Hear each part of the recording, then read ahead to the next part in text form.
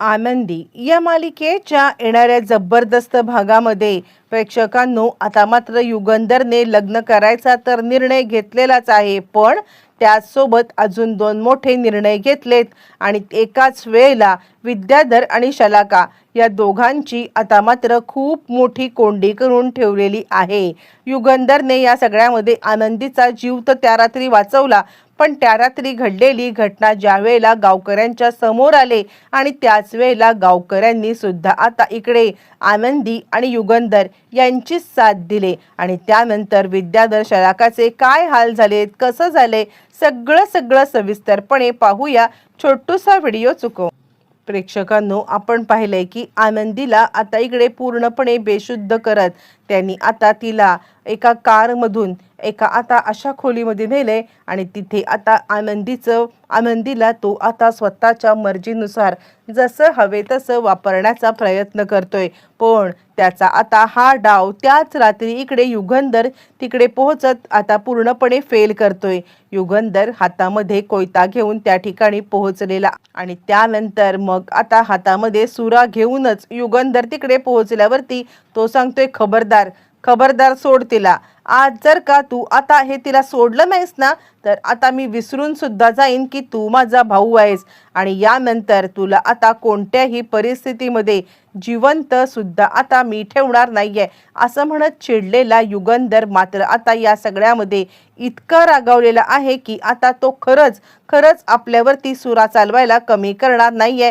हे ज्या वेळेला आता इकडे समजलेलं आहे ते म्हणजे विद्याधर आता मात्र आनंदीला टाकून तिकडून पळून गेलाय आणि त्यानंतर युगंधरने इतका चिडलाय की तिथे असलेला सुरा आता त्याच्या दिशेने भिरकवलाय आणि भिरकवून त्याला आता पुन्हा जर का तिला त्रास देण्याचा प्रयत्न केलास तर गाठ माझ्याशी आहे असं म्हणत आनंदीची तिकडून आता सुटका केली आणि सुटका करून तिला आता घरी घेऊन आणि ज्या वेळेला आनंदीला घरी घेऊन येण्यात आलेला आहे आणि त्यानंतर आबांना मात्र आता इकडे युगंधर सांगत आहे, अजिबात काळजी करू नका आबा, काहीही झालेलं नाहीये। आणि मग घडलेली घटना आता इकडे युगंधर सांगायला लागतो आणि बिलकुल चिंता करू नका, काहीही झालं तरी सुद्धा आता इकडे या सगळ्यामध्ये आनंदी सुखरूप आहे आणि आता तिच्या केसाला सुद्धा धक्का लागलेला नाहीये, ही आता गोष्ट इकडे युगंधर सिद्ध करून दाखवतो। आणि त्यानंतर मग ही बातमी समजल्यावरती लगेचच इकडे आता विद्याधरचा पंटर त्याला कॉल करतो आणि काय सर, म्हणजे आता खरं तर हिला इकडे सोडायचं नव्हतं ना, आणि तुम्ही हिला सोडलत कसं? यावरती विद्याधर म्हणतो, चिंताच करू नकोस, काही झालं तरी आपलं काम मात्र झालेलं आहे। विद्याधर सांगतोय, हे बघ, उद्या गावाच्या समोर आता ती नाही बदनाम झाली ना तर माझं नाव सांग, मी तिला अशा पद्धतीने बदनाम करणार आहे ना की आता ती कोणत्याही परिस्थितीमध्ये बिलकुल वाचू शकणार नाहीये। आणि असं म्हटल्यावरती तो सांगायला लागतो, म्हणजे काय केलं काय तुम्ही? आणि त्यावरती खोटं सांगत आता इकडे विद्याधर बोलत आहे, सगळं झालंय, आजच्या रात्रीला सगळं झालंय आणि त्यानंतर मग आता तिचं पार सगळ्यांच्या समोर चेंदामेंदा व्हायला आता कमी लागणार नाहीये। असं म्हटल्यावरती तो म्हणतो, वा साहेब वा, काय गेम केलात तुम्ही।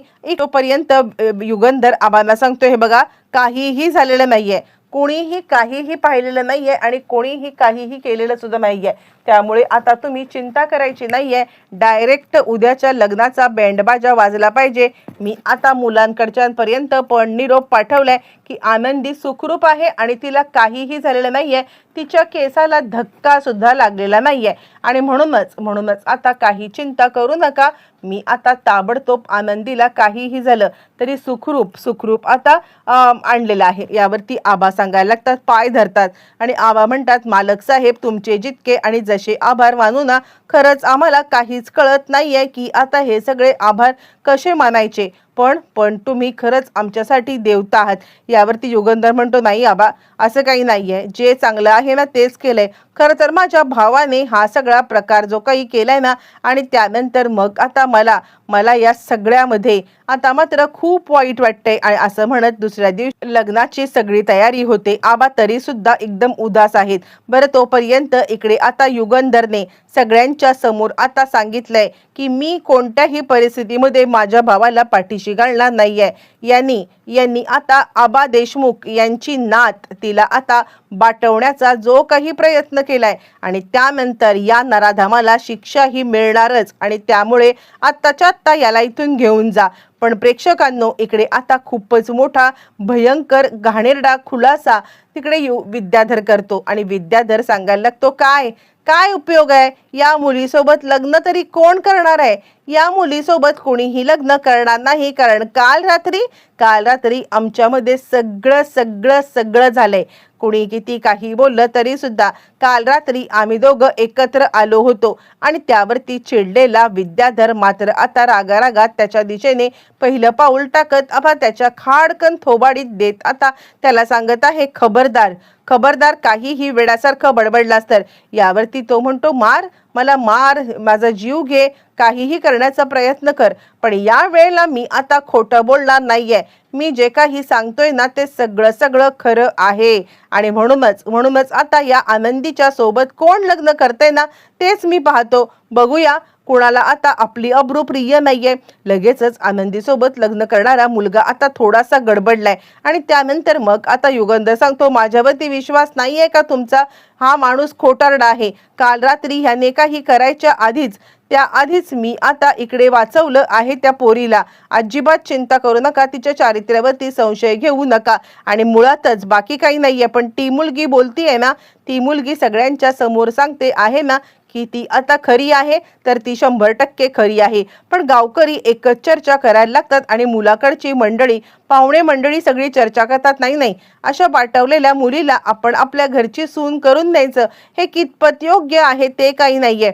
आम्हाला असं वाटतंय की पाहुणे तुम्ही हा आता संसार मोडलाच पाहिजे. अशी बाटवलेली मुलगी घरी न्यायची असं म्हटल्यावरती प्रेक्षकांनो आता मात्र इकडे सगळेजण चर्चा करायला लागल्यावरती आबा मात्र स्वतःच आता खूपच हैराण झालेत आणि आबा इकडे युगंधरच्या समोर आता हात जोडून उभे आहेत आणि ते सांगायला लागतायत, युगंधर साहेब, आता जे काही करायचं आहे ना ते सगळं तुम्हीच करायचं आहे. आणि त्यावरती युगंधर म्हणतो, चिंता करू नका आबा, माझ्या भावाच्या मुळे आता हा सगळा प्रकार जर का झाला असेल ना तर मात्र मी या सगळ्यामध्ये आता सगळ्या गावासमोर सांगतोय की आज आनंदीसोबत लग्न मी करणार आहे आणि मी आनंदीसोबत लग्न करून तुम्हाला सगळ्यांना सिद्ध करणार आहे की ती पवित्र आहे.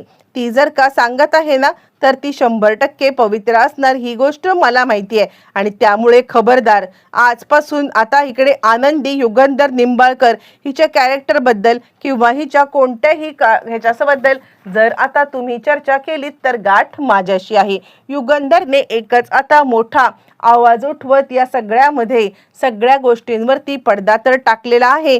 पण आता इकडे आनंदीसोबत लग्नाचा निर्णय घेतलाय.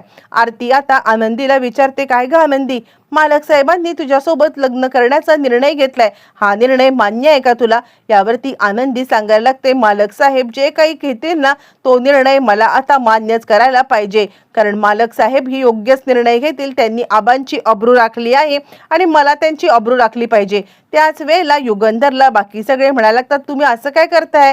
अहो या पोरीला दिसत नाहीये आणि दिसत नाही तरी तिच्यासोबत लग्न करून तुम्ही आता हा सगळा प्रकार करताय. युगंधर सांगतो, दिसणाऱ्या पोरींपेक्षा ही परवडली, कारण आता मी पाहिलेलं आहे, मी पाहिलंय कितीही काही झालं तरी सुद्धा ही पोरगी सत्यासाठी किती आणि कसा लढा देतीये. आणि त्याचमुळे मला आता हिचं सगळं माहिती असताना मी कोणत्याही परिस्थितीमध्ये लग्नाला नकार देऊ शकत नाहीये. फायनली युगंधर आणि आनंदी यांचं लग्न झालंय. पण आता इथेच युगंधर थांबत नाहीये. आनंदी सोबत 7 फेरे घेत युगंधर मात्र आता पोलिसांना बोलवतोय आणि पोलिसांना बोलवून आता युगंधर सांगतोय, खबरदार या सगळ्यामध्ये आता मात्र याला सोडलात तर यांनी माझ्या बायकोवरती आता इकडे बायकोच्या अब्रूवरती हात घालण्याचा प्रयत्न केलाय आणि म्हणूनच आता मात्र याला कोणत्याही परिस्थितीमध्ये सुटका नाही म्हणजे नाही असं म्हणत प्रेक्षकांनो मात्र आता इकडे खूप मोठा खुलासा त्याने केलाय आणि हा खुलासा करत आता इकडे त्याला जेलमध्ये पाठवलंय. प्रेक्षकांनो, आनंदीची लाईफ तर चेंज झालेली आहे. आनंदीचं लग्न तर युगंधर सोबत झालेलं आहे. पण इथे आता युगंधर आणि आनंदी यांच्यामध्ये प्रेमाचं असं कोणतंही नातं नाहीये, कारण दोघांच्या मध्ये फक्त एक आता तडजोड म्हणून हे लग्न झालेलं आहे. आता हे तडजोडीचं लग्न प्रेमामध्ये रूपांतरित होणार का? आनंदीचा साधा भोळा आणि समंजस स्वभाव युगंधरचं मन जिंकून त्याच्या बायकोच्या जागी वसुधाच्या जागी आता आनंदीला बसवणार का? येणाऱ्या भागात सगळं समजणार आहे.